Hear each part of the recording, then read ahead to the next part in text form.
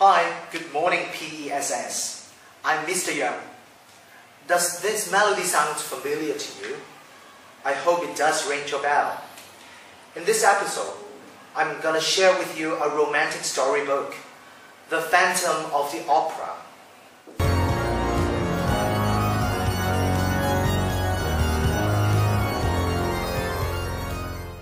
The Phantom of the Opera, La Fantôme de l'Opéra, was originally written in French by Gaston Leroux, who was a French journalist and writer of many great detective stories in the late 19th century. It's about 110 years ago from now. La Fantôme de l'Opéra is one of his greatest masterpieces. The story of La Fantôme de l'Opéra is set in the Paris Opera House in the 1880s in Paris. People believe that the opera house has been haunted by an opera ghost. Spooky, scary things keep happening during the opera rehearsals and the actual performances, which seriously affected not only the income of the opera house, but also everyone's lives and safety. The plot flows along with a romantic relationship of three people, to be exact, a love triangle. Here, let me give you the three main characters of the story. First, this is the Phantom of the Opera, whose name is Eric. He teaches and eventually becomes deeply in love with Christine. I would say he is actually a control freak. This is the diva, Christine Daae, a young Swedish soprano at the Paris Opera House, with whom Eric, the Phantom of the Opera, falls in love. It's love. Very cliche, isn't it?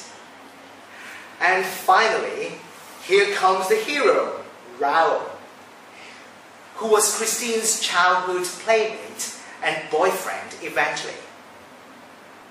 So speaking of a love triangle, it's getting more cliche, right? Sorry about that.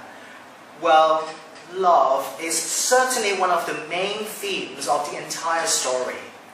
But besides love, hate and revenge is another big theme in the story.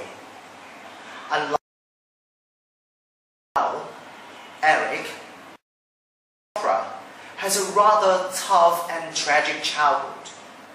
Being abandoned and struggle for life and survival, Eric finally becomes a genius in music and the mastermind of the opera house.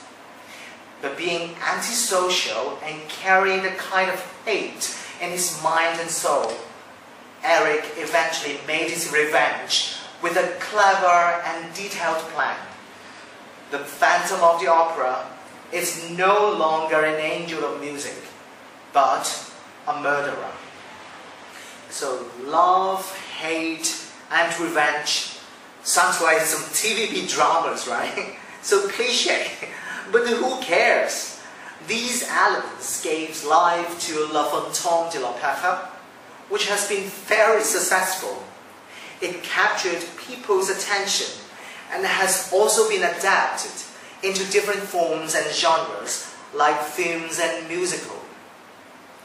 So you may be a bit hesitant to start reading the novel La Fantôme de l'Opéra. Well, why don't you first start by watching the film production in 2004, or if you had a chance to visit London. I would suggest you go and see this musical live, The Phantom of the Opera, the longest running musical show in the West End, London. So that's all for today, and until then, see you next time. Bye. Think of me fondly when we've said goodbye. Remember me once in a while, please promise me you'll try. Then you'll find that once again you'll